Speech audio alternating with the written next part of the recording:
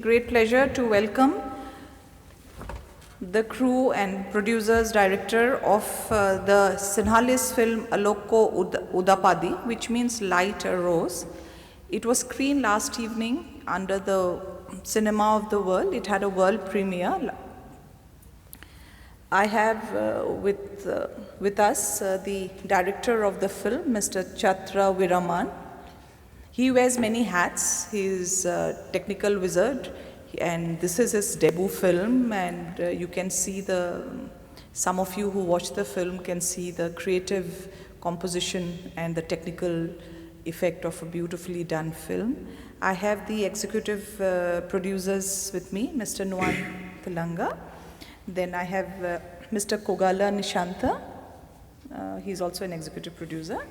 I would now request the director to make an opening statement to tell us about the film, and then we'll open the house up for question and answers. Thank you. Thank you. Hi, good morning, everyone. First of all, I would like to thank the organizers at IFFI 2016 for giving us this opportunity and also having our film screened at IFFI 2016. This was a great opportunity for us. We are from a country which has, the industry itself is quite small. In the art house section, there can be, big names over there, the people who have achieved something, but in the commercial industry, in film industry, we had a lot of restrictions because of the viewership and many other issues. So we don't get to do a lot of high budget films, but for my first film, I was able to, got the opportunity to do a film of this caliber, and I'm so grateful for that, even for the producers for believing in us. Talking about Aloko Udapadi, you must be wondering what Aloko Udapadi means. Aloko Udapadi is, the direct translation would be light a rose. It's a Sanskrit word which is in the Dhammacakkappavattana Sutra taught by Lord Buddha. So let me tell you a brief history on the whole theme of this film. This story happens 2,100 years ago during the reign of King Walagamba. He was the nephew of King Dutugamunu. And this period is around 454 years after the great demise of Lord Buddha. So why we stress on this timeline of the history is due to the fact that this is actually did not receive the due recognition in the history for certain reasons. I would actually I would actually elaborate on that later. Until that point of the history, Buddha's word, Buddha's dispensation was brought down from generation to generation by oral tradition.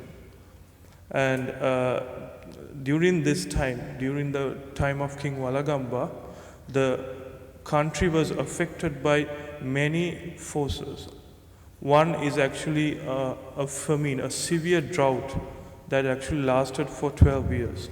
And the other one would be the invasion. Invasion came from foreign land, and also the indigenous traitors whose objective is to pull down the whole political system and the whole lifestyle of civilians due to actually personal gains. So because of this situation, the Buddhist monks was facing a lot of trouble, and they could not actually carry on with their ordinary lives, and the Buddhism itself was in grave danger. So monks started to die, and some actually had to go to other countries. And the issue is, until that point, Buddha's word was brought down by oral tradition. So this is the story about how they actually managed to preserve a human heritage, a spiritual heritage to the generation yet to come. So they finally decide to write down Buddha's word onto paper, onto a written form. And then that's how the Buddhism was preserved until right now. This is why I'm saying it is a very important milestone in the history of probably Buddhism history. You know? So the whole film is about that, the human effort, the unswerving human effort to preserve for the whole mankind a spiritual heritage. Would you like to make it? Should we take the questions now? Yeah, sure. No problem. We open the house up for questions now. Two requests as usual. Please identify yourself with your name and your organization, and please put your mobile phones on vibration mode. We'll take the first question from. Hi, I'm Fazan from Delhi. Hello. I have a question that while you said it's a historic movie, so first of all, how hard was it for you to collect the facts and how authentic they are? Yeah, that's a good question. We had a lot of chronicles that we could follow. The main one would be the Mahavansa. So that we followed Mahavansa and a lot of rock inscriptions that was all around the temples in Sri Lanka. Actually, regarding this time period, it tells about how the lifestyle of the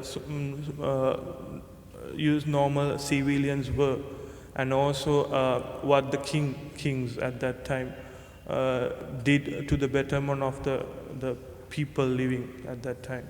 So we got a lot of like solid facts out of Mahavansa and those rock inscriptions. Apart from that, since this king Walagamba, he actually did not have a campaign for glory. I mean, he did not like to stay on the throne all the time. He was traveling all around. He was with the people all the time. So there were many folklores that was actually connected to this character, King Walagamba. So we got the sources from those mainly.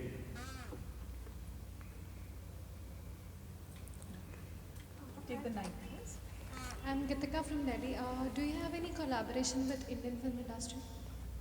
Right at this moment, no, but I'm really hoping to, actually, because I think this story can be something for the industry, the Indian market also, because you see the Buddha's word, Buddhism as a philosophy, it's a never-aging philosophy, was taught by Lord Buddha, but it was conveyed to us, even for Sri Lankans, it was conveyed to us by King Dharmashoka.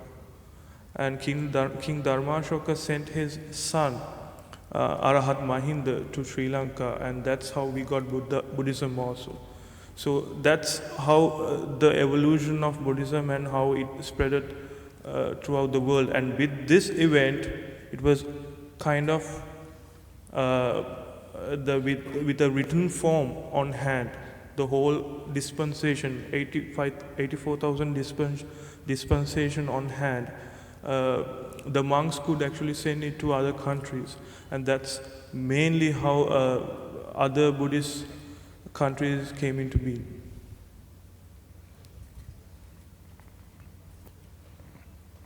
Hi, I'm Nikita from Pune. Hello. Congratulations on your film. Thank you. So I'm from National Film Archive of India, where we put in efforts to preserve and digitize all old films and posters. Okay. So are there any similar efforts taken by your government of Sri Lanka to preserve old films? I think the technology, like what you said, is still not there in Sri Lanka. But I think they took some help from bodies, yeah, companies like in Indian companies to get it preserved. I know that NFDs is kind of. This is NFAI, National Film I see. Archives of Okay. India. That's also Okay. government body. Yeah. Body. Okay. So we are having a huge issue there, like big issue, because there were so many good masterpieces that actually we didn't get to preserve, and I don't think they can be ever preserved because yeah, they are completely lost. So I heard recently that the government is actually having this idea to actually have a proper system to preserve and archive film. So hopefully they could if they were to actually join with AI, probably yes, I mean, and some other bodies, they would be able to do what is necessary to preserve what that need to be preserved. Since your film also talks about the importance of Yeah, exactly. Yeah. That's true. I mean, it has to be on a solid format that could last for a very long time. Because what you said was quite true. The main reason why this Tripitaka, you call it Tripitaka, which is actually the factions of Buddha's word. It consists of Sutra Pitaka, Abhidharma Pitaka, and Vinaya Pitaka. So this was written on paper, not in sense like pulp paper. It was written on ola leaf. Yeah, which was taken by from the front of ola, which is something like palm tree, and they go through a process to have that paper. Yeah, it's a long process. It's kind of a. You can pass it to everybody. We can show this after you finish. Yeah. And so there's a certain way of making that paper.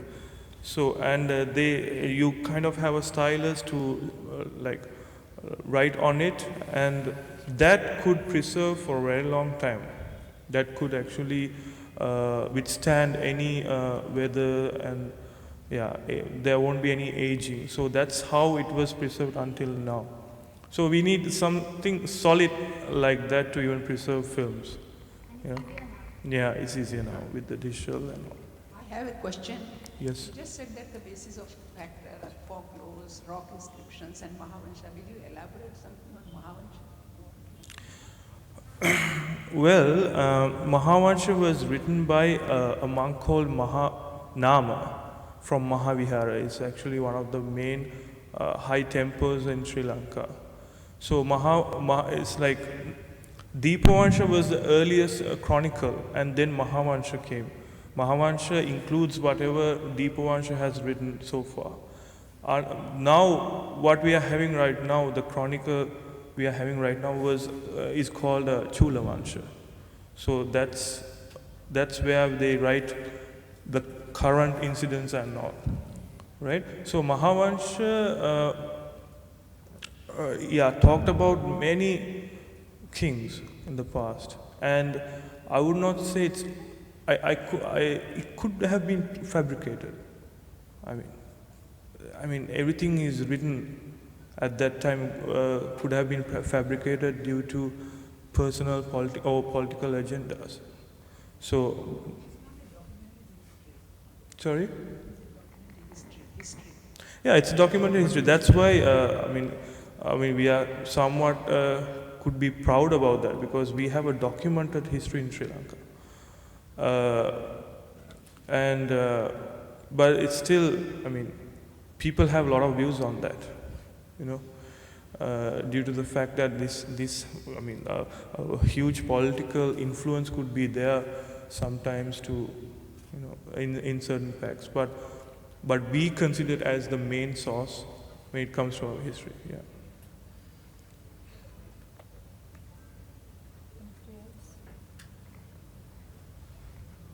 Hello, congratulations for your film. Thank you. You said that your film industry is comparatively small in Sri Lanka. Given that situation, what are your plans to market this movie, and how are you going to promote this film on a, world level? different level?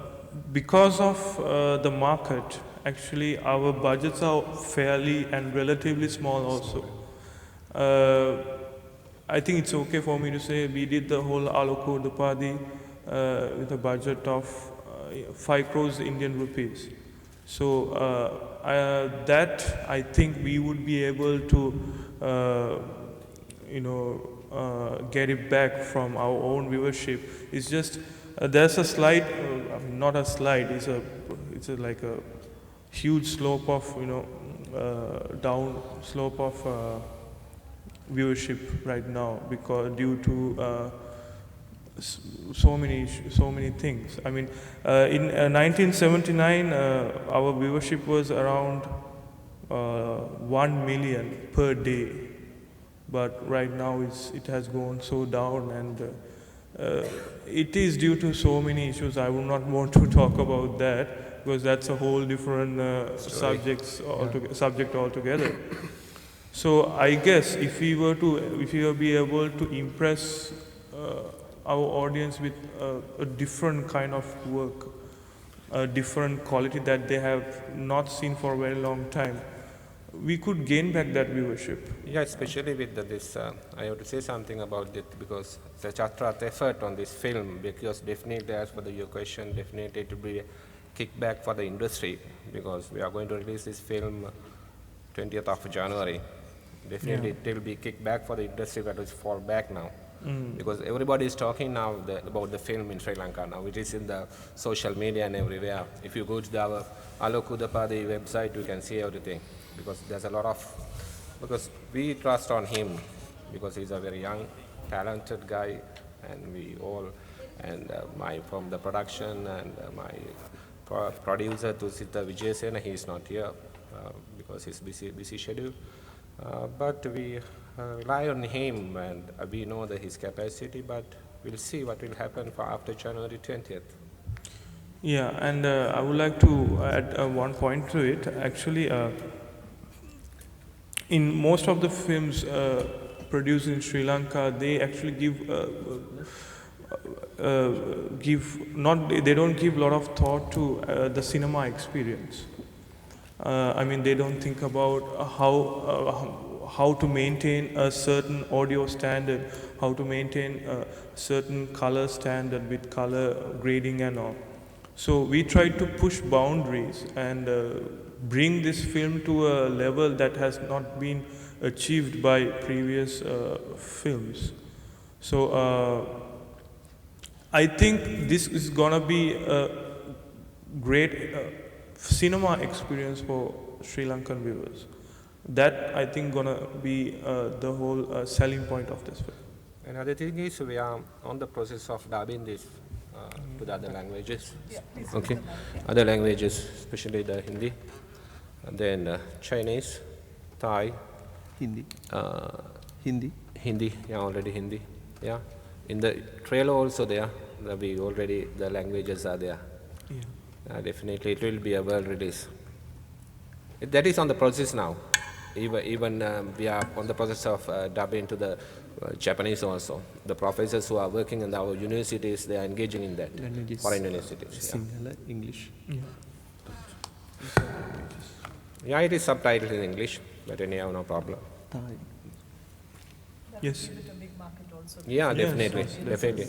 But there's a cost in all in, but the reason why we wanted to dub into different languages was there are around 41 Buddhist countries in the world, and this kind of we thought that it's our duty to actually distribute to those countries. I mean, it matters. I mean, that's why I'm saying this is a major milestone in the Buddhism timeline, and I think it's better everybody, Buddhist and even non-Buddhist, it could be interesting for both of them, both of those. When you speak about this was preservation of the history of Sri Lanka. Yeah. There was a Goan priest, Father Joseph Father at that time, who had helped the civilians also. Mm-hmm. This is part of your film or something you talked about. Which monk you're saying? Father Joseph was. Joseph was I don't think he's much later. Much later. Much later. It's not in the same era. Yeah, I know about the Josephus, and also there's a famine connected to his story also, but that is much later. Yeah. Any more questions? Rahul, any? So, I would like to thank all of you. Thank you. And I wish you all the success for your film, Yeah, both ma'am. abroad and in India. And thank you, everyone. Thank you very much. Again, I also have to a few words because from the production, I must say thanks to Government of India and especially the IFFI and selecting our film. And it's really like a home here because Goa it's very, very similar to Yeah, Sri Lanka because I have been many parts of your country. Each and every part of the country, but Goa is really like even India is really like our like home. It is people in the outside do not recognize we are foreigners.